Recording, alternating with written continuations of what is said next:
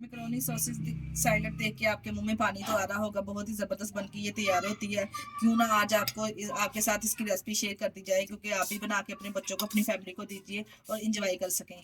इस मज़ेदार सी रेसिपी को बनाना स्टार्ट करते हैं, चलते हैं रेसिपी की तरफ। बनाने के लिए सबसे पहले एक बर्तन में हमने पानी ले लिया था 1 लीटर के बराबर। इसमें शामिल, जब पानी में बबल्स बनना स्टार्ट हो तो इसमें शामिल करेंगे 1 टेबल स्पून के बराबर नमक और 2 टेबल स्पून के बराबर इसमें ऑयल शामिल कर दूंगी। 2 टेबल स्पून के बराबर मैंने इसमें ऑयल शामिल कर दिया है। अब हम इसमें साथ में शामिल करेंगे मैक्रोनी। मैक्रोनी मैंने 1 कप के बराबर ली है।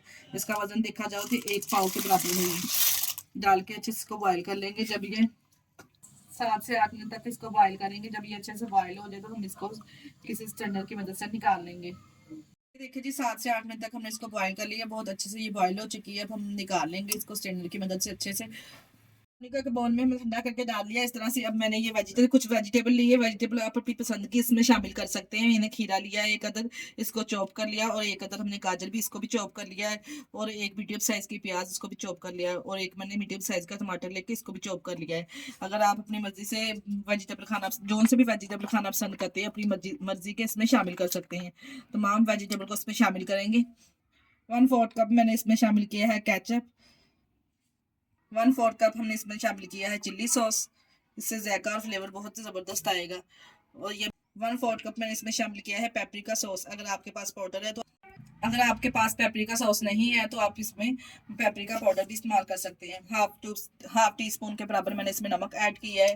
हाफ टी स्पून के बराबर मैं इसमें काली मिर्च ऐड करूंगी। हाफ टी स्पून के बराबर काली मिर्च ऐड की है। अगर आपके पास ब्लैक वाइट पेपर है तो आप वो भी शामिल कर सकते हैं। अब तमाम चीज़ों को डाल के अच्छे से मिक्स करेंगे। मज़ेदार सी सॉसेज मैक्रोनी हमारी तैयार है।